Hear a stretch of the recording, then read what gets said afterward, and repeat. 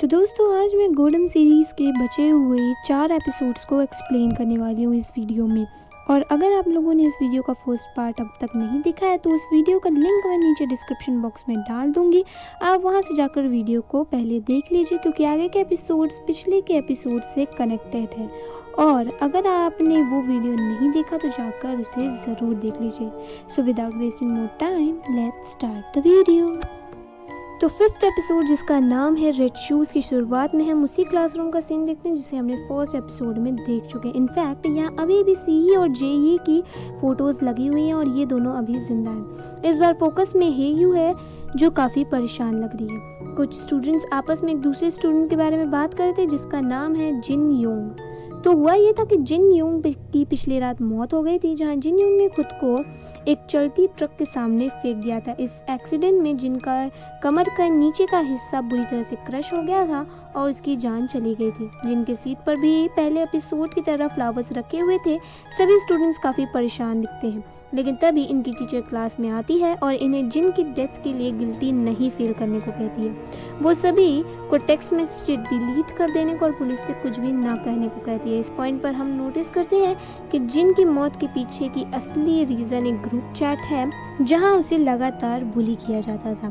इस बुलिंग में हेयू भी शामिल थी और टीचर को भी सब कुछ पता था, लेकिन सब इस बात को छिपाने की कोशिश कर रहे थे। हम देखते हैं कि हेयू चैट टू रूम डिलीट कर देती है, लेकिन सभी बच्चों की क्लास से जाने के बाद भी हेयू वहीं बैठी रहती है और वो बहुत गिल्ट में थी।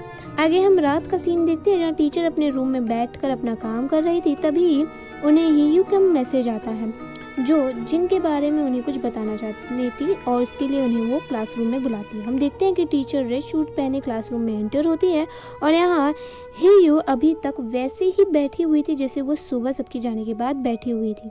टीचर उसके पास जाती है और उससे बात करने लगती है, लेकिन हेयू के पास से उन्हें बहुत तेज़ ड्रिपिंग की आवाज़ सुनाई देती है। जब वो नीचे देखती है तब उनके होश उड़ जाते हैं। जी हाँ, हेयू के कमर के नीचे का हिस्सा खून से लथपथ था, जो देखकर टीचर बहुत डर जाती है। अब हेयू भी अपना सिर उठाती है और हम देखते हैं कि ये असल में जिन है।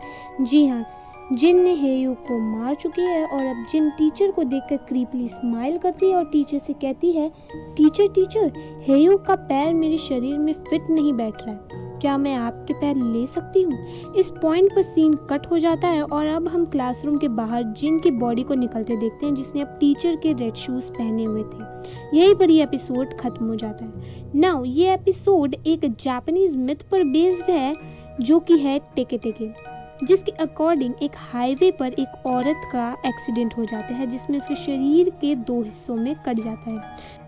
ये औरत अपने हाथों के सहारे बहुत तेज स्पीड में दौड़ती है और लोगों से उनके पैर मांगते फिरती है। इसी कहानी पर ये फिफ्थ एपिसोड बेस्ड था। तो ये थी फिफ्थ एपिसोड की कहानी और साथ ही अर्बन लेजेंड की भी कहानी। तो सिक्स्थ एपिसोड है जिसका नाम है डायमेंशन। इस कहानी की शुरुआत में हम एक लड़के को एलिवेटर में देखते हैं जो वो अचानक अपने कान बंद कर लेता है और चीखने लगता है मानो उसे कोई तेज आवाज़ परेशान कर रही है। इसके बाद वो बेहोश हो जाता है। अगली सुबह पुलिस ऑफिसर को लिफ्ट में एक डेड बॉडी मिलती है जो कि काफ़ी बुरी हालत में थी। डिटेक्टिव को बताया जाता है कि ये बॉडी उस मिसिंग लड़की की नहीं है और उस लड़के ने गायब होने से पहले इंटरनेट पर एलिवेटर के जरिए दूसरे डायमेंशन में जाने का तरीका शेयर किया था। हम समझ पाते हैं कि यहाँ उसी लड़की की बात हो रही है जिसे हमने एलिवेटर में देखा था। अब प्रेजेंट टाइम में डिटेक्टिव एलिवेटर गेम के रूल्स को पढ़ रहा होता है जिसमें किसी को भी 2 से 4 के बीच एलिवेटर में दाखिल होना है और कुछ नंबर्स टाइप करने हैं जो कि उन्हें दूसरी दुनिया में ले जाएगा। साथ ही गेम खत्म करने के लिए प्लेयर को नंबर 2 प्रेस करना था। डिटेक्टिव उसी रात एलिवेटर में जाकर ये रूल्स परफॉर्म करता है जिससे उसे एक अंधेरे फ्लोर पर पहुंचा दिया जाता है। तभी वो अचानक अपने सामने खुद को ही देखता है जिसे देखकर वो बहुत डर जाता है। वो 2 दबाकर वहां से भागना चाहता है, लेकिन उससे पहले कोई फ्लोर 10 का बटन दबा देता है जिससे लिफ्ट बंद होता है। और अब हम लिफ्ट में डिटेक्टिव के साथ एक औरत को देखते हैं ये औरत डिटेक्टिव से फर्स्ट फ्लोर पर जाने के लिए कहती है और पहले तो डिटेक्टिव कुछ नहीं कहता, पर ये औरत भांप लेती है कि डिटेक्टिव उसे सुन पा रहा है और ये औरत पीछे मुड़ती है और हम देखते हैं कि इसका चेहरा डरावना था, जो कि बिल्कुल बिगड़ा हुआ था। ये एंटिटी डिटेक्टिव से कहती है कि मैं जानती हूँ कि तुम मुझे सुन सकते हो। इसके बाद वो डिटेक्टिव पर अटैक कर देती है और उसे मार डालती है। अब फाइनल ट्विस्ट में हमें वापस से एपिसोड का पहला सीन देखते हैं जहाँ डिटेक्टिव को वो डेड बॉडी मिली थी। डिटेक्टिव का साथी उसे बताता है कि इस डेड बॉडी ने बिल्कुल तुम्हारे जैसे कपड़े पहने हुए हैं और इसकी कद काठी भी तुमसे मेल खाती है। डिटेक्टिव उसकी बातों पर ध्यान नहीं देता, लेकिन हम समझ पाते हैं कि ये डिटेक्टिव की ही बॉडी है जो कि फ्यूचर में दूसरे डायमेंशन में मारे जाने वाला है। इस एपिसोड के एंड सीन में हम चौथे एपिसोड के स्टूडेंट्स मिन योंग और उसकी दोस्त को देखते हैं जो खुद भी एलिवेटर गेम खेलने जा रहे थे, लेकिन चौथे एपिसोड में हम इन दोनों लड़कियों को जिंदा ही देखते हैं, जबकि एपिसोड 6 में ये दोनों एलिवेटर गेम खेलते दिखाई दे रहे हैं। ऐसा इसलिए हुआ होगा बिकॉज गेम्स के रूल्स के मुताबिक ये गेम अकेले खेलना होता है, वरना ये काम नहीं करता और 6 एपिसोड यहीं पर एंड हो जाता है। तो 7th एपिसोड में हम एक परिवार को देखते हैं जिसमें एक आदमी है, उसकी पत्नी है और उसका छोटा बेटा है। ये बच्चा खेलते हुए कमरे के दहलीज से टकरा जाता है और गिर जाता है। उसके माँ बाप उसे उठाते हैं और संभल कर चलने को कहते हैं। एपिसोड में आगे हम इस बच्चे को उसकी माँ के साथ उसकी नानी के घर जाते देखते हैं, जहाँ जाने से पहले वो अपने पति से कहती है कि वो कमरे में लगा तलिस्मन ना हटाए, क्योंकि हाल ही में बिल्डिंग से एक लड़का और एक डिटेक्टिव गायब हो गया है और तिलिस्म उसके परिवार की रक्षा करेगा। ये 6 एपिसोड के इंसिडेंट की तरफ इशारा कर रहा था जहाँ हमने डायमेंशन वाली कहानी देखी थी। अगर आपको याद हो तो एक लड़का गायब हुआ था और एक डिटेक्टिव गायब हुआ था। खैर, अब बच्ची और आइफ के जाने के बाद आदमी कमरे में उसी दहलीज के पास कुछ बाल के टुकड़े नोटिस करता है और उन्हें निकालने लगता है। वो देखता है कि ये बाल का गुच्छा बुरी तरह फंसा हुआ है और जब वो फोर्सफुली उन्हें निकालता है तो उसे किसी के चीख सुनाई देती है। जी हाँ, मानो किसी के सर से ये बाल उखाड़ लिए गए हों। यह हादसा इस आदमी को बहुत अजीब लगता है, लेकिन वो उस पर ज़्यादा ध्यान नहीं देता। अब उस रात यह आदमी नशे की हालत में काम से लौटता है और उसकी वाइफ के मना करने के बावजूद वो तलिस्मन निकाल देता है। इसके बाद ये आदमी सोने चला जाता है, लेकिन उसके सोने के बाद हम कमरे की दहलीज पर खून जमा होते देखते हैं और ऐसा लगता है कि कोई एंटिटी वहाँ से बाहर निकलने की कोशिश कर रही है और सोते वक्त उस आदमी पर खून की कुछ बूंदें गिरती हैं और वो हड़बड़ाकर उठ बैठता है। वो अपने सामने एक भयानक नज़ारा देखता है जहाँ कई बॉडी पार्ट्स इधर उधर से उसके कमरे में इकट्ठा हो रहे थे। इसी के साथ हम इस आदमी के ठीक पीछे एक डरावनी एंटिटी को देखते हैं जो काफ़ी विशाल है और डरावनी थी। ये एंटिटी इस आदमी पर अटैक कर देती है और हम बस एक चीख सुनकर रह जाते हैं। एंड सीन में इस आदमी की लाश को खून से लथपथ देखते हैं और यहीं पर ये कहानी खत्म हो जाती है। अब पुरानी मान्यताओं के अनुसार एक दरवाजे की दहलीज दूसरी दुनिया और हमारी दुनिया के बीच का पोर्टल होता है। कहा जाता है कि इस दहलीज को सोच समझ कर लांघना चाहिए और इस पर पैर रख देने से कुछ बहुत बुरा होता है। इसी मिथ को यहाँ एक ईविल एंटिटी के स्वरूप में पोर्ट्रे किया गया है। इसके पीछे का लॉजिक ये है कि पहले ज़माने में जो दहलीज होती थी, बच्चे उससे अक्सर टकराकर गिर जाते थे। उन्हें ही सतर्क करने के लिए ये बातें बोली जाती थी ताकि वो ध्यान देकर उसे ठीक से क्रॉस करें। तो फाइनल में हम पहुंच चुके हैं 8वें एपिसोड तक। तो 8वें एपिसोड की स्टार्टिंग में हम एक शमन को देखते हैं जो एक तहखाने की तरफ खाना सरका देती है। किसी बच्ची के छोटे छोटे हाथ उसे बाउल को उठा लेते हैं, जिसके बाद शमन दूसरे कमरे में जाती है और कुछ काला जादू करने लगती है। बैकग्राउंड में हमें कई लापता बच्चों के बारे में न्यूज़ आर्टिकल्स देखते हैं और हमें पता चलता है कि ये शमन कई बच्चों को किडनैप कर लेती है और उन्हें तब तक भूखा प्यासा रखती है जब तक वो कमज़ोर और बेबस ना हो जाए।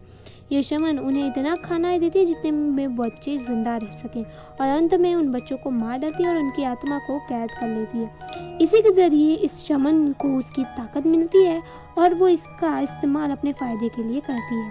और आज भी ऐसा ही होता है, जहाँ ये शमन इस बच्चे को एक बर्तन में कैप्चर करके उसे मार देती है, जिसके बाद इस बच्चे की आत्मा इस शमन के अंदर कैद हो जाती है। हम शमन की आंखों में 2 प्यूपल्स देखते हैं विच सिग्निफाइज हर पावर। अब ये शमन इस बर्तन को एक अलमारी में बंद कर देती है और बच्चे का कटा पैर बाहर एक पेड़ के नीचे दफना देती है। नेक्स्ट सीन में हम शमन के पास एक औरत को देखते हैं जो अपने पति से छुटकारा पाना चाहती है। शमन उसे एक तलिस्म देती है जिससे उसका पति जल्द ही मारा जाएगा। लेकिन यहाँ नोटिस करने वाली बात ये थी कि ये तलिस्म बिल्कुल 7th एपिसोड वाले तलिस्म जैसा लग रहा था।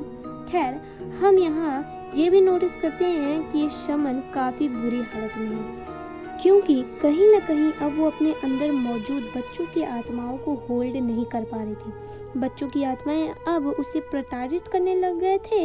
एक दिन एक औरत शमन के पास अपने बच्चे का पता पूछने आती है। उसका बच्चा कई दिनों से लापता थी। ये शमन इस औरत की बेटी को पहले ही मार चुकी थी और इस कदर इस औरत को यहाँ देख शमन बहुत डर जाती है। वहीं बच्ची की आत्मा अपनी माँ को देखकर शमन के अंदर से बाहर निकलना चाहती थी, लेकिन ये शमन उस औरत को यहाँ से भगा देती है।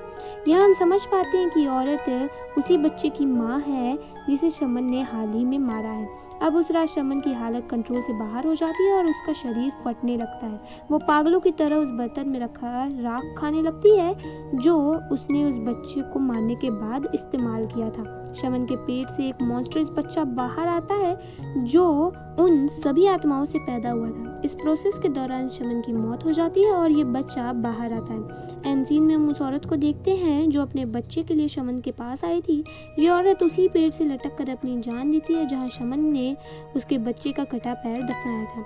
यहीं पर यह एपिसोड खत्म हो जाता है। अब इस एपिसोड में जिस शमन की बात की गई उसकी मौत की खबर हमने एपिसोड 2 डेस्टिनेशन में न्यूज़ पर सुनते हैं। और इस एपिसोड की बात की जाए तो यहाँ यॉनमे की बात की गई है जो एक बहुत ही स्ट्रॉन्ग एशियन कर्स है। कर्स परफॉर्म करने वाला बच्चों को किडनैप करके उन्हें मार डालता है और उनकी आत्माओं का इस्तेमाल ब्लैक मैजिक परफॉर्म करने के लिए करता है। दुख की बात यह है कि ईस्ट एशियन में भी इस कर्स का काफ़ी परफॉर्म किया जाता था, जहां लोग जानवरों का इस्तेमाल भी किया करते थे। लेकिन ऐसा कहा जाता है कि ऐसा काला जादू करने वाले शमन को उनके भगवान द्वारा त्याग दिया जाता है और उन्हें बहुत भयानक सज़ा मिलती है, जैसा कि हमने देखा। वहीं कई शमन ऐसे कर्स को बिल्कुल नहीं भागीदार बनते थे। तो दोस्तों, यही थी गोल्डम के 8 एपिसोड्स की कहानी और 8 अर्बन लेजेंड्स की भी कहानी। आप देख सकते हैं कि भले ही ये 8 कहानियाँ अलग थी पर कहीं ना कहीं ये कहानियाँ एक दूसरे से लिंक थी। ये सीरीज़ मुझे काफ़ी पसंद आई क्योंकि इसमें सिर्फ 8 ही एपिसोड्स थे और 8 मज़ेदार थे और सारे एपिसोड 10 से 15 मिनट के ही थे, तो इसलिए मैंने इसे 2 पार्ट्स में ही एक्सप्लेन कर दिया। उम्मीद है कि आपको ये एक्सप्लेनेशन पसंद आई होगी। तो मिलते हैं नेक्स्ट संडे कैसी कहानी कैसी वीडियो के साथ। तब तक के लिए बाय बाय।